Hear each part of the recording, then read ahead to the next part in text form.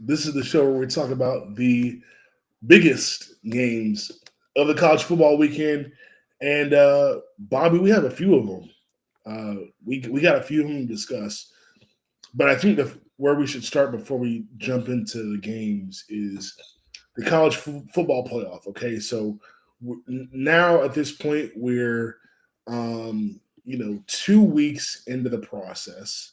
I think the first week was like, okay, yeah, whatever. You know, we kind of get we get to dip our toe into the pool, so to speak, and see what the committee is thinking. I think that these rankings were a little bit more controversial for a few reasons, and that's kind of where I want to start. Um, so let's talk about it. What was your biggest takeaway from the latest CFP rankings? I think to me the biggest takeaway is that the committee clearly favors. I would say just in general the Big Ten, but more than anything, I think they still think Michigan's good because if you look at the top five, there are four teams that have beaten Michigan and one that's going to beat Michigan because Michigan's not a good football team, but I don't know. It seems very heavily weighted towards the Big Ten right now. Granted, that's because a lot of those teams have either one loss or are undefeated. So in SEC circles, everyone's claiming it's unfair because, if you're Georgia, you're freaking out because you're ranked 12th and you have two losses, but they're to Ole Miss and Alabama. And it's interesting because I feel like everybody outside of the Big Ten is unhappy. Because big BYU fans are upset that their undefeated team might be behind a Penn State, and Tennessee fans are a little nervous about that one loss Notre Dame right behind them, and it's very interesting because I feel like we're at a state where we have a lot of controversy, and I personally find it refreshing because all we have heard, or a lot of what we've heard, is when you move to 12 teams and you're going to lose the drama, the regular season's not going to matter, it's not going to be as interesting, and here we are already week 2 and everyone's at each other's throats. Everyone's stressed out about resumes and it feels just as tense as it did with 4. So I think to me, it's my biggest takeaway is that the chaos of college football has not been lost with the expansion of the playoff. If anything, it just has invited more madness into the situation. I'm going to give my takeaways, but I have a takeaway from two different angles. I have takeaways from 2 different angles. I'll get to the committee in a second.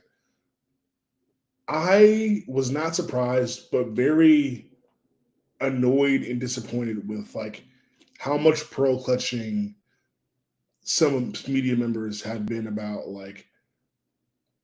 the SEC in general. And it's ESPN. What do you expect? It's Paul Feinbaum. What do you expect? But going on First Take and crying about Georgia being 12th or whatever it was. Are you serious right now? Have some shame. Good God, bro. Have some freaking shame about you're crying about is Miami, Indiana? I'm bro, yes, Georgia has I agree with the point that Georgia has probably had the toughest schedule in college football. But this is the name. They lost 2 games. We can't keep and I think even Heather Dinich, who I respect a lot on ESPN, she's even throwing the concept out there of oh yeah, if it's a 3-loss teams, we're gonna have to about them, and I'm when is it gonna stop? When is the SEC gonna stop getting, excuses? And it's people treat Miami now like they're Virginia Tech just because they lost 1 game, but you're ready to make excuses for Georgia and LSU and all these teams who have 2 losses, might have 3 by the end of the year. Like that really like ticks me off. Like just the excuse making for SEC is outrageous. Well, let's not forget, like, last time we saw Georgia, they were getting stomped out in Oxford. Like, it wasn't like they lost close to the Rebels at all. That was a bad loss. And I agree. Like, wins and losses have to matter at some point. Yeah. And maybe I'm going soft on my new conference brethren or something, but I definitely understand some of the hand wringing when Indiana's played really nobody. Texas has had the lightest SEC schedule of anyone. BYU is skated by like some really tricky, dodgy, Big 12 teams, and Notre Dame lost to Northern Illinois, and which is weird that they're ahead of Miami, by the way. Like, yeah. I get Georgia Tech isn't the best team in the world, but that was still a road game. That they're scrappy. Like, I don't know. They have heart. That's weird. That's a little weird recency bias thing. But I don't know. It's one of those things that's tricky about college football is nobody has an even schedule. And while I do think that Alabama and Ole Miss and Georgia have all had tougher schedules than a lot of the teams above them. Yeah. It's just kind of how it is. You've got to win games. Yeah. And I don't know. I think regardless, the SEC is going to get 4 in, and that's fine. The Big Ten is going to get 4 in. That's fine. If either side's belly aching about not getting more in, I'm sorry. You got 4 teams in the playoff. Just you have opportunities. Win your games. Like, I'm sorry it was hard. You still got to win them. It's just annoying, like some of these media members and would Notre Dame and Miami beat Ole Miss or Alabama on a neutral field? Probably. Maybe. Like, Notre Dame beat A&M week 1 at A&M. Maybe they would beat Alabama or Ole Miss on a neutral field. That's why we're playing. That's what the playoff is for. Like, that's exactly what it'll. That's why it is a thing. And I'm so happy it's 12 teams now. So some of these stupid narratives will die hopefully, but like that I had to go on that rant. But to the committee for me,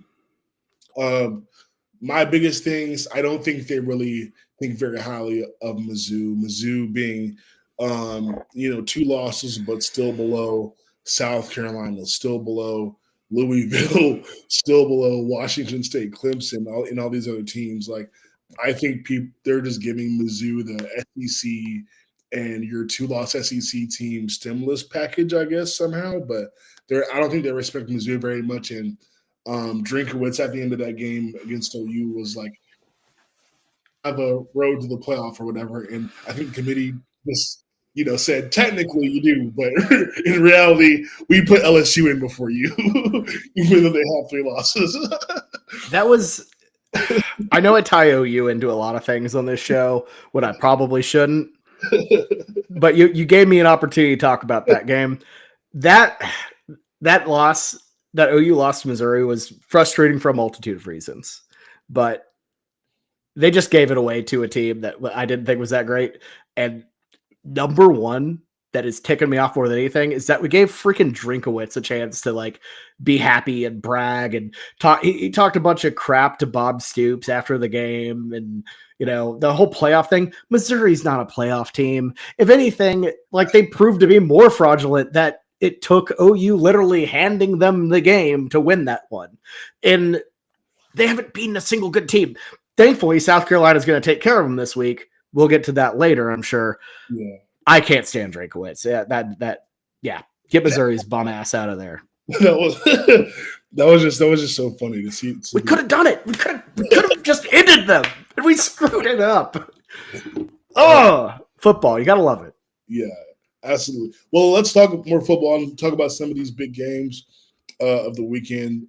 Let's start with Clemson and Pitt. Clemson coming off a pretty shocking loss, or 7-2 now.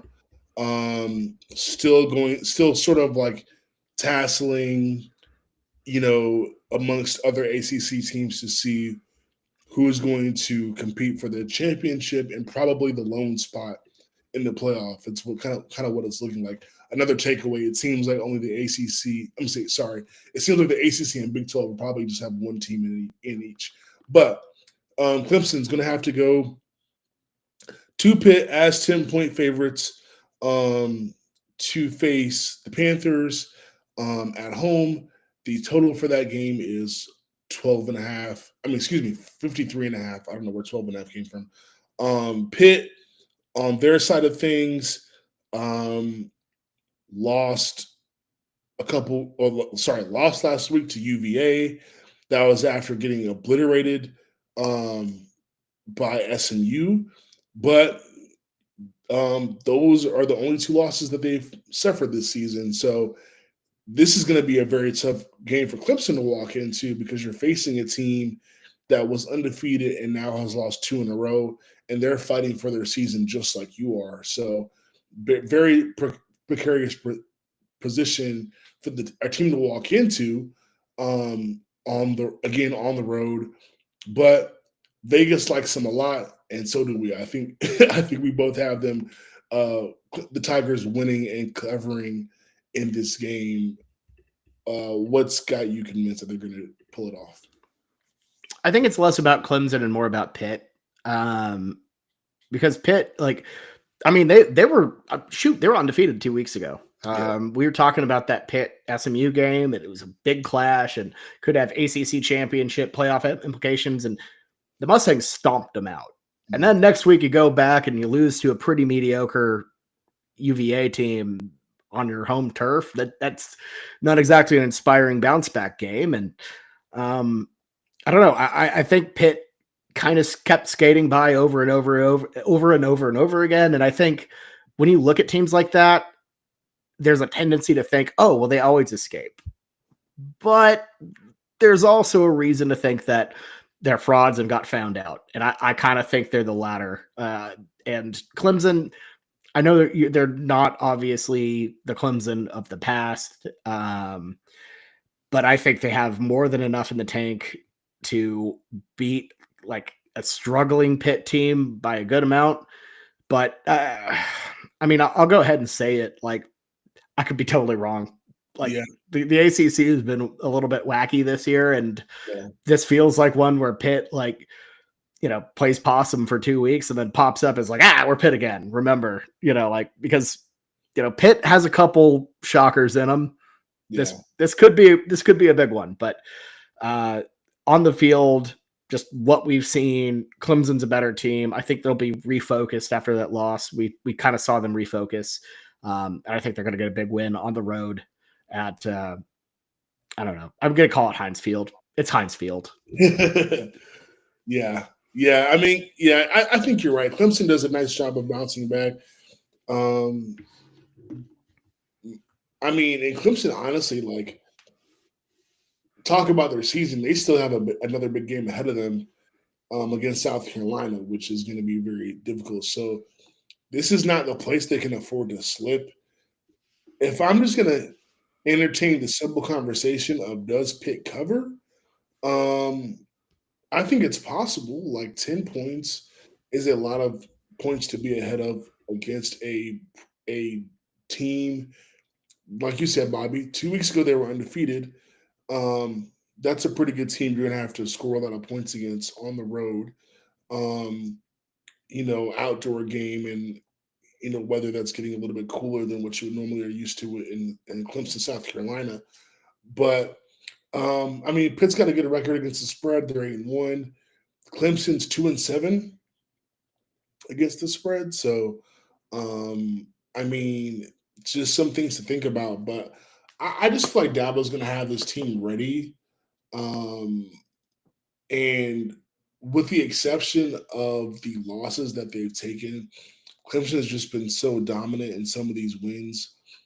And I think that I would have to take the coaching and the talent of Clemson. And that's kind of why I think they cover the 10. Clemson covers the 10, just because of all those elements. I don't think either of these teams are necessarily teams that are going to knockoff like Miami or SMU if we see them, get to Charlotte for the ACC championship.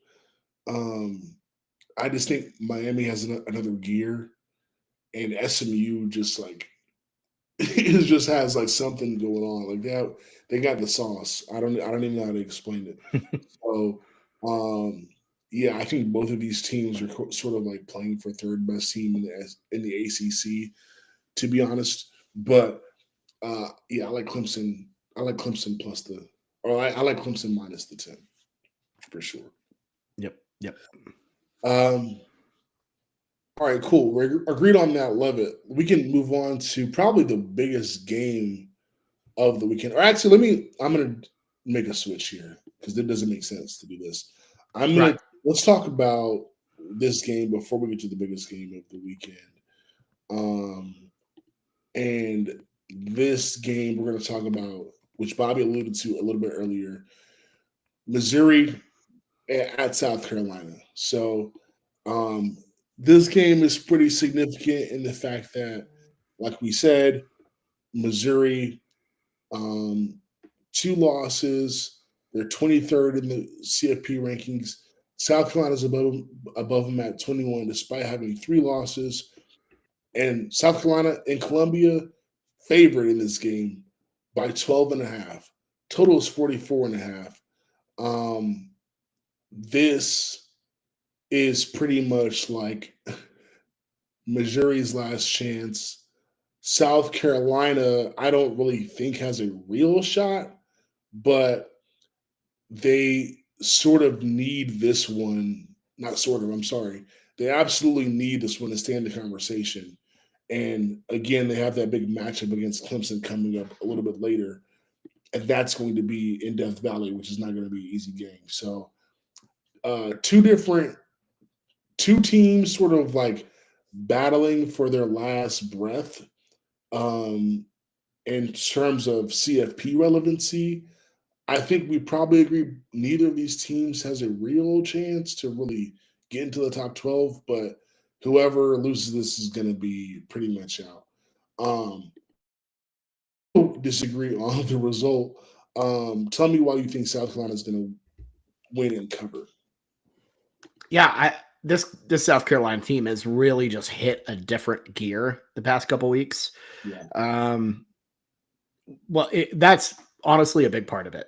For one, I think LaNorris Sellers, Rocket Sanders, that offense has figured it out, but those edge rushers of South Carolina are unbelievably just talented. Like they have 2 like NFL level guys, and if it's Drew Pine again, as we've seen, Missouri just in general they haven't been great on offense. They were not great on offense against Oklahoma. South Carolina is going to decimate them. This Mizzou team, I don't think is legit at all. They are the definition of a paper tiger, and would have gotten found out if Oklahoma had any sort of, relative. If they weren't that inept, like the Sooners would have won that game. Yeah. Like that game was in their hands. Yeah, they should have lost that. They should have lost to Vanderbilt. Should have lost to Boston College. Like the fact that they're sitting here at 2 losses, this is the worst 2-loss team I've ever seen right now. South Carolina, on the other hand, might be the best 3-loss team I've ever seen at this point, because if they didn't mess around and lose to Kentucky, or they would have not gotten screwed to LSU.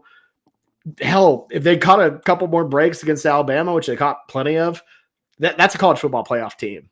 The only problem is they have them 3 losses. So to me, I feel like South Carolina is playing really as good as, I don't want to say as good as anybody in the country, but they're playing as good as any playoff team in the country towards like kind of the end. And I think at home at Williams-Brice Stadium, one of the most underrated environments in college football. It's so cool. It's awesome. Yeah, Sandstorm's gonna be rocking. It's not a night game, but that doesn't matter. I feel like we're gonna see what we've seen out of Missouri every time they play a team that's like really like pretty good, and which is zilch, which is nothing. Drinkwitz is all talk, and look, he had his moment in the sun to say they have a playoff chance in November. Good on you, buddy. But South Carolina's going to put an end to those dreams right there. I think it's going to be Carolina big, Carolina ugly. Yeah, I definitely understand the sort of notion of like, okay, yeah, lightning doesn't really strike twice here with the quarterback situation. I definitely can get that. South Carolina,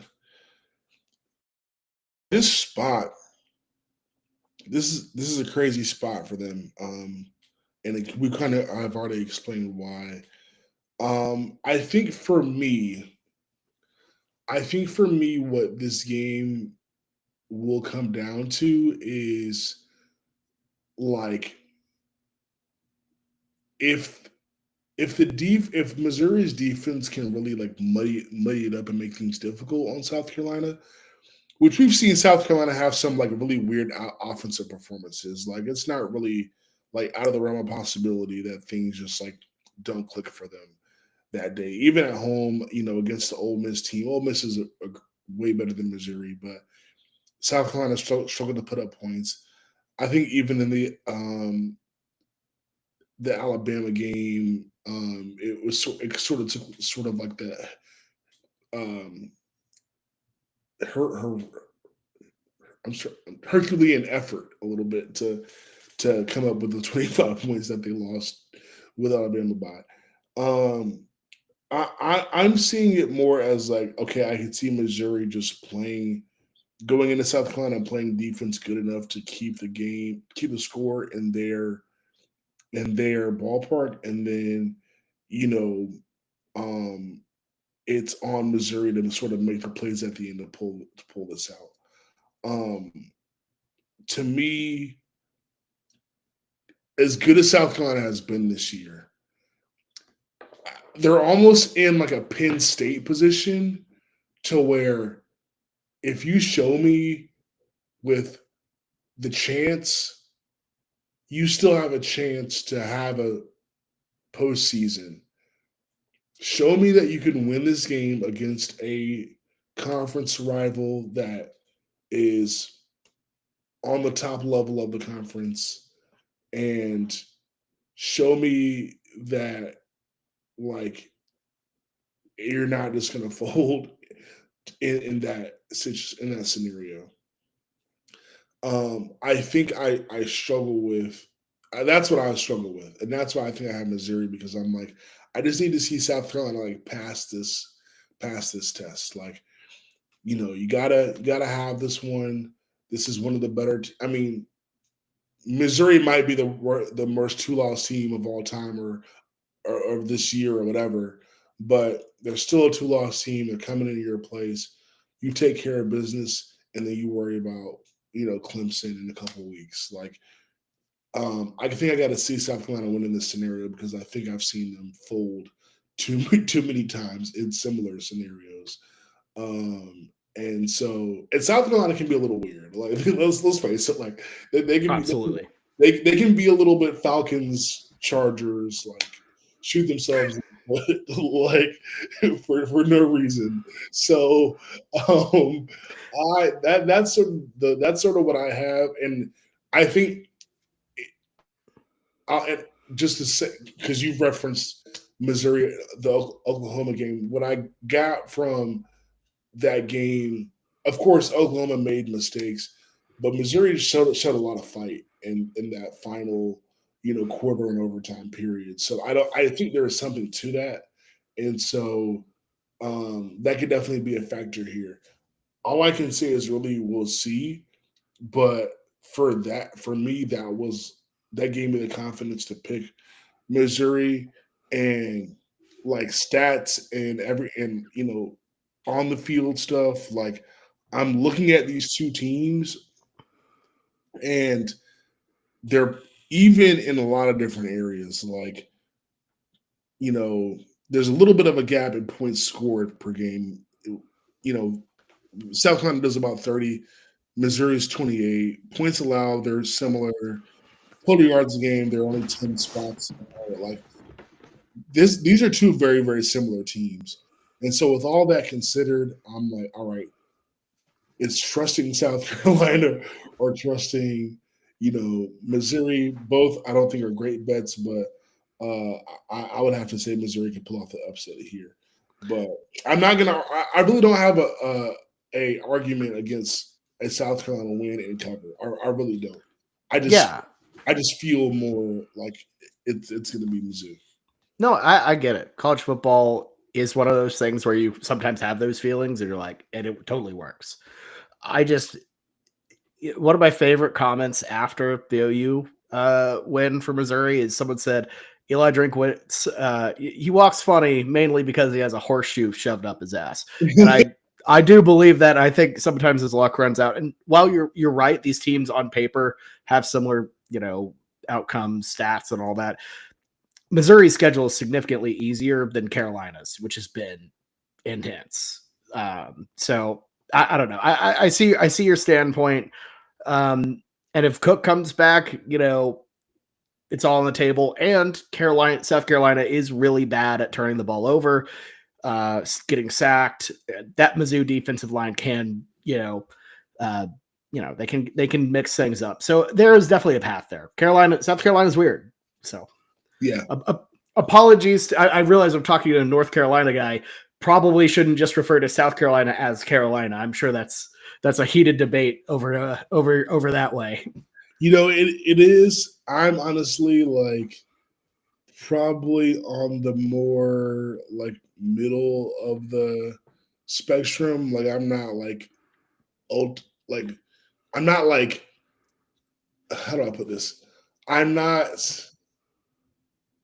extremely offended by somebody saying Carolina when they reference South Carolina. I kind of feel bad because they have to fight two schools. Like they have to fight the Carolina battle and the USC battle, and honestly, like they aren't winning either one. But I'm not like super offended. I really like growing up in Charlotte. I'm like, actually closer to Columbia than I am to UNC, but I obviously grew up a UNC fan, so I like have some sympathy for the South Carolina folks. But yeah, you're good. Yeah, I did like the bowl game where both end zones just said Carolina. Yeah, that was cool. I was at that. A good way to do it. Yeah, I was at that one. That was fun. That was Duke's Mayo in Charlotte. Yep. Shout out to Michael for watching. Bobby saving up for Christmas presents or contributing to the buyout for Brent Venables. I'm saving up for the therapy sessions from next year after we retain him because we can't pay the buyout. So yeah, that's big brain behavior on my end because there's no way he's coming back. That's just they're gonna give him one more shot because that buyout's too big. Yeah, I love it. All right, we got one more game to talk about, Bobby, and this definitely is the biggest one of the weekend. Everyone was up in everyone. We referenced it at the beginning of the show. There's a lot of media members who are upset that Georgia is currently out of the playoff picture. And with a lot of CFP rankings discussions, you always hear every single time the games will play out, everything will play itself out. We hear it over and over again. And so in this case, we literally are facing that because Georgia will have to face Tennessee at home. This is a one-loss Tennessee team who's ranked 7th. No one's really talking about Tennessee, by the way. Like no one's talking about Tennessee. It's kind of weird. I feel like they're kind of for a one-loss SEC team, like they're getting no buzz. But anyway, they got to go and face Georgia. My thinking is if they beat Georgia, then Georgia should be out of the CFP conversation. But I don't think that will happen because people are still obsessed with Georgia for some reason. So I think people are going to try to make a lot of excuses for Georgia to still be in. But anyway, Georgia, by winning this game, will kind of keep themselves out of that bubble discussion and probably put themselves back into the 12-team bracket. The Bulldogs are favored by 10. Total is 48. This is a PM primetime kick. I didn't look at what channel it's on, but I'm pretty sure it's ABC. Yep. So, Bobby, I like Tennessee. I like Tennessee, and I think it's because Carson Beck and his confidence, his shot. I think Georgia, a little bit is just sort of hanging on. I'm a little bit nervous about Kirby Smart and the advantage he has as a coach, particularly defensively, over Josh Heupel, who has had really good offensive teams. But that doesn't always beat like great defensive minds, especially in college football. So that is a very interesting matchup to me. But I think it comes down to quarterback. And I think if Tennessee can limit the mistakes, you can take advantage of Carson Beck and his regression. And Tennessee's a really good team. And so I think they're going to be able to get it done on the road, even though Georgia's back is against the wall. And I hate betting against teams with their back against the wall, like Georgia's is right now. But I think Tennessee's. I think Carson Beck is just gonna. I'm worried about him. I don't think he's up for the job here. And I think that's fair. So my thoughts on this, I'm not a big Carson Beck guy. I'm not. You won't see me fighting battles for him, going down like dying on that hill at all. I think he's a flawed quarterback. He is as my good friend says quite often is Georgia quarterbacks are like Uga, the dog. It's the same quarterback over and over again. So this is probably like Fromm 4. It's Jake Fromm in a different skin. That's fine. Say what you will about Beck. He's decent. He is not one of those elite quarterback guys. I never thought that. I never understood the hype, and it's panning out. But here's my thing about this. My pick for Georgia -10 is less of a vote of confidence in Georgia, who has had their issues. It's also kind of, I don't know, a bit of a shade against Tennessee. Because you're right. Like Heupel, you think of Heupel, you think of offense, but look at the performances. They have not been high flying since week 3 against Kent State. They didn't look great against Oklahoma. Everyone told me then, they took off the gas, but look at the rest of the games. 19 against Arkansas, 23 against Florida, 24 against Alabama, 28 against Kentucky, and 33 against Mississippi State. Those are not eye-popping numbers to me. And part of that is just the offensive line hasn't been as good. Nico hasn't been firing on all cylinders the way you would have liked. And the thing is, they haven't gone on the road since that road loss in Fayetteville. So they've been playing in the friendly confines of Neyland Stadium this entire time. This is their first road trip out. Georgia, on the other hand, they've been away from Athens for the past month. One of those games included a neutral site, Jacksonville against Florida, of course. But I think to me, the Dogs are going to be happy to be back, getting a little bit of home cooking. I think it's going to be a course correction game. I feel like Kirby's really good at you don't see them lose much, but when they do, he's really good at steering the ship back. And I'm pretty confident that Georgia, I think, is going to win. I think they're going to win solidly. And that's without even saying that Nico might be out for this game. I'm not going to go full Chris the Bear Felica and say, he's definitely out with a concussion. But if there's even a question about him playing or not playing, I'm going to go with Georgia. Yeah, that's a great point about Nico. And I think maybe the line would be a little bit closer if Nico was healthy and there wasn't that question about him. So I think we're going to see what this line does. And that might say a lot about kind of his status for the game. I think I'm trying to figure out if I can see where this or it's at 10 now. I'm trying to figure out where this. I'm trying to see if I can see where it opened. But anyway, um, regardless of that, I think that you're sort of making. Oh, it opened at Georgia minus 8.5. It's gone to Georgia's minus 10. I think there's maybe some worry about Nico's health in this game.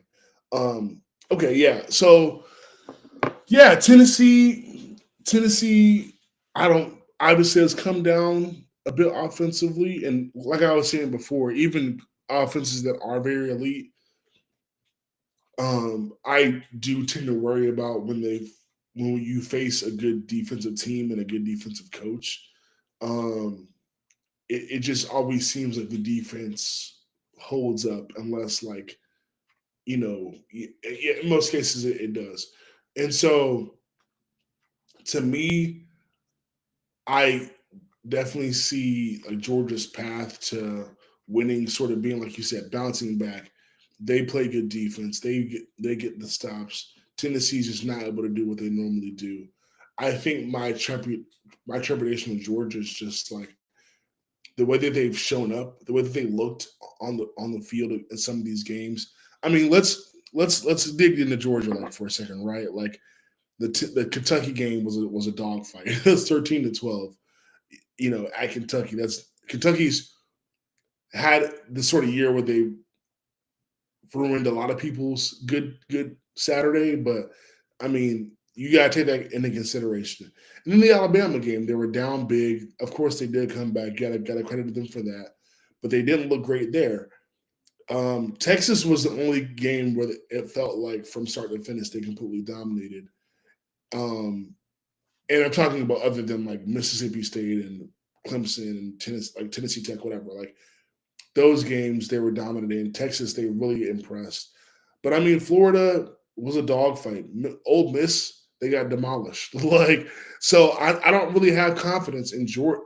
I don't have confidence in Georgia because they've shown me more evidence of you're in a sticky situation or you have to fight back or climb out of the hole or whatever.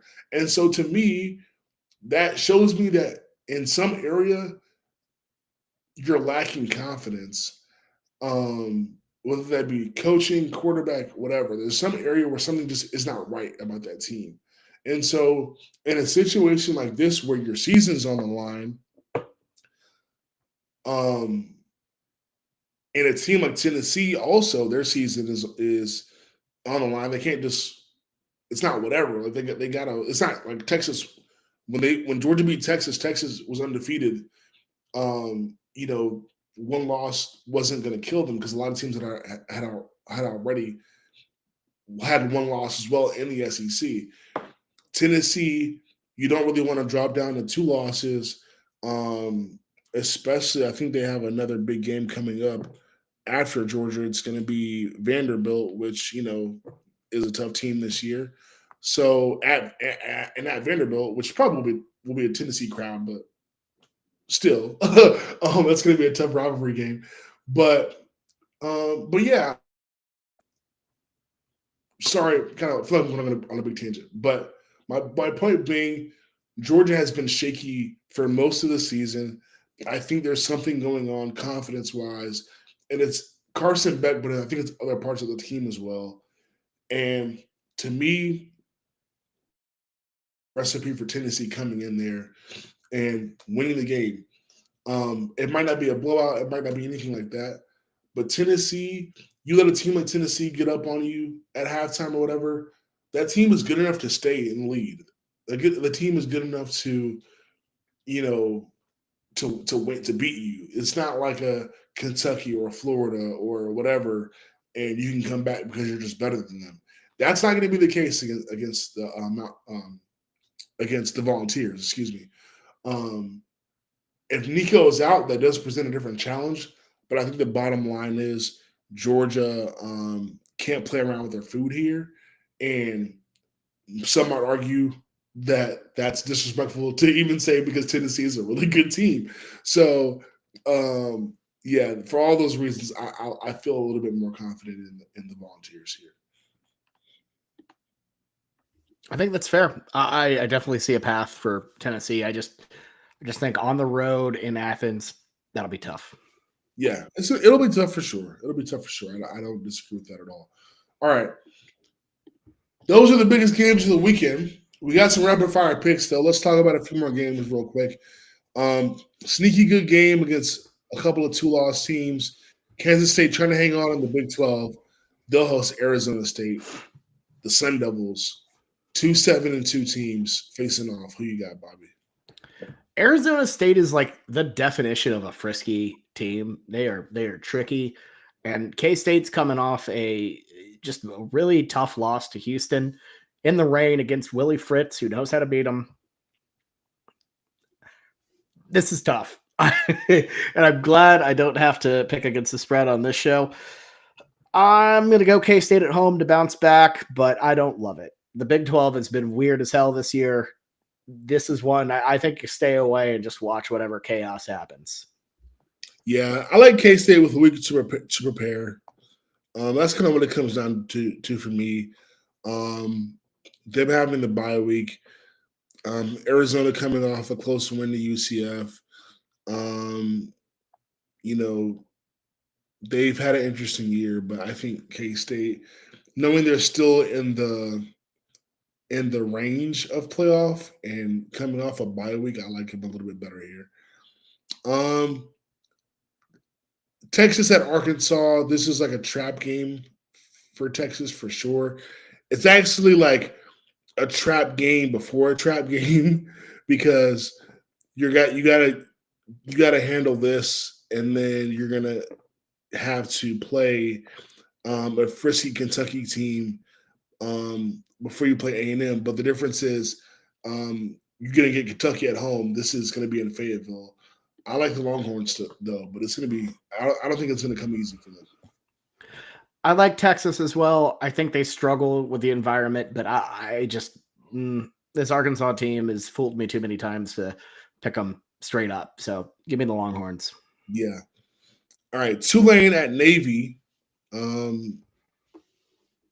That one is interesting for the fact of Tulane, who is ranked 25 in the CFP poll. They are facing a Navy team who is 7-2. Excuse me. Tulane favored by 7. Both of these teams are. I'm sorry, Navy is 6-3 versus. Should be an interesting game in Annapolis. Yeah, I think it will be. I'm going to go Tulane here. They've looked really good since what is hilarious now in retrospect, a disappointing loss to Oklahoma. But Tulane, yeah, I think they're the pick against the spread here. I think they're going to win the American. And again, if they didn't lose to Oklahoma, you'd be thinking about them and Boise is the two teams for that at-large college football playoff spot. So, yeah, I think gotta always. It's hard to root against teams with something to play for. And yeah, Navy sort of was a kind of a feel-good story to start the year. Then they lose to Notre Dame, and then they just lost a couple weeks ago to like a very, very bad Rice team. So yeah, I like Tulane too. God, I knew they lost to Notre Dame. I didn't know what that second loss was. I didn't know they had taken a second loss. So when you said that, I was like, huh, I wonder who. And then you said Rice. Oh my God, that is atrocious. Yeah, Tulane all day, folks. Bet the farm on that. The Green Wave have been just stomping out every team on their schedule. Yeah, yeah. I know what I'm doing the second I land in Las Vegas, my friend. Yes. Okay.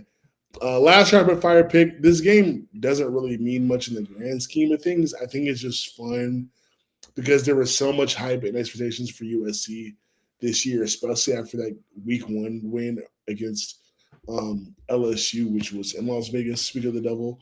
I think it's fun to play. Will USC get bowl eligibility? And this is one game they have to have in order to, you know, make that path a lot easier.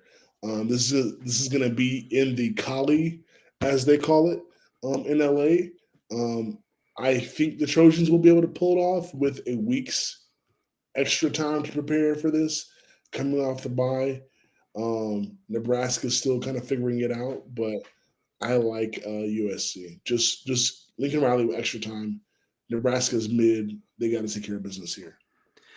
That is fair. And I will say Nebraska has their offensive situation has been really funny this year. They've just given play calling duties over to Dana Holgerson, who has been an offensive analyst. Now he's back on he is back on behind the sticks, which is hilarious to me. Dana's frisky. He does some weird stuff. I could see him throwing the kitchen sink at USC here. Obviously, Dana and Lincoln Riley both are part of that Mike Leach tree. I don't know about USC. I kind of think they're I feel like they might be cooked. They just got put on probation. Yeah. I'm gonna go Nebraska here, just in a weird season. You know, fighting for a bowl. I hate both of these teams, and both of these teams feel like a bad pick.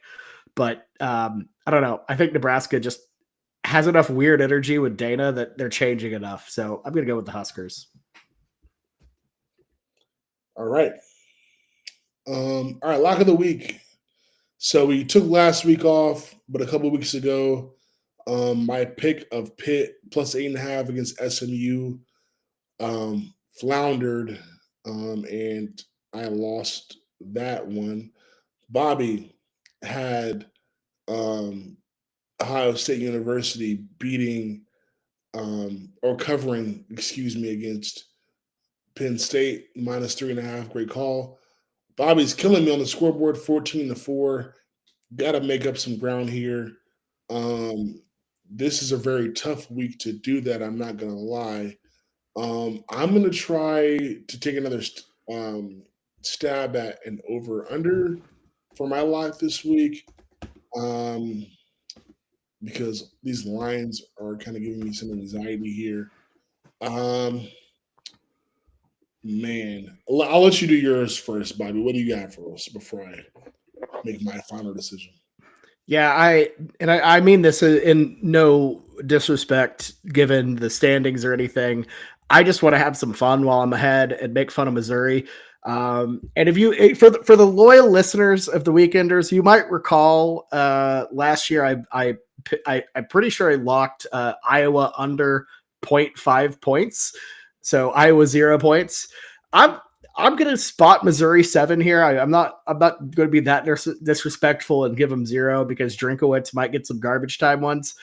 I'm going to go rogue. I know it'll only be 1 point. I don't care. We're going to go Missouri under 7.5 points as my special bet.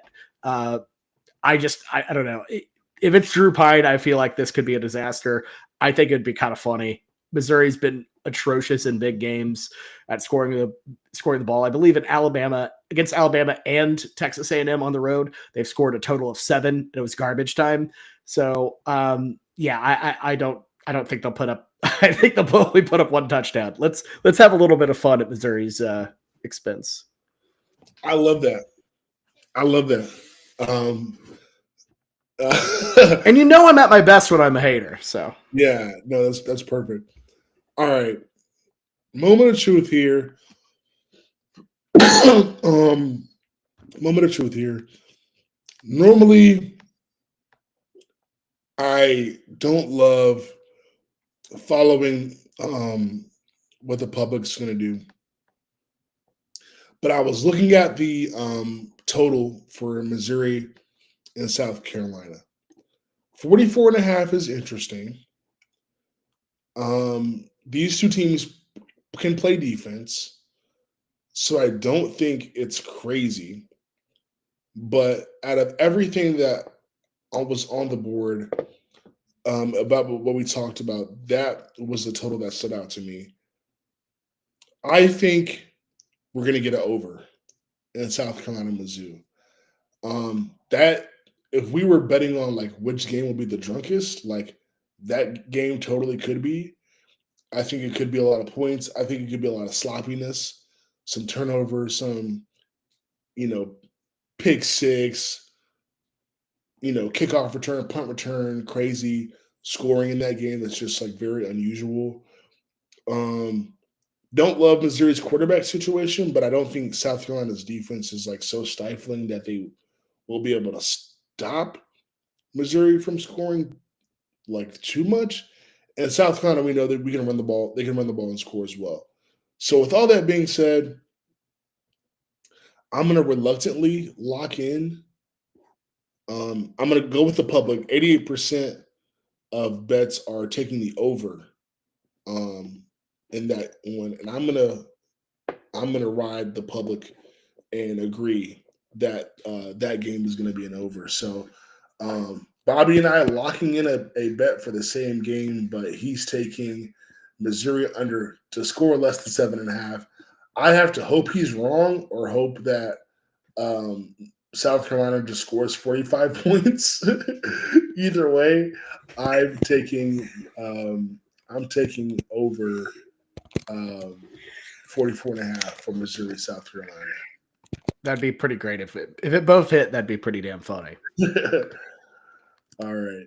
Well, that is our show, and those are our locks. Come back next week to see how we did. I'm Max. That's Bobby. Don't forget to like and subscribe if you enjoyed this video, and we will see you right back here next week on Multiplicity Media. Thanks for watching. Appreciate you guys. Peace.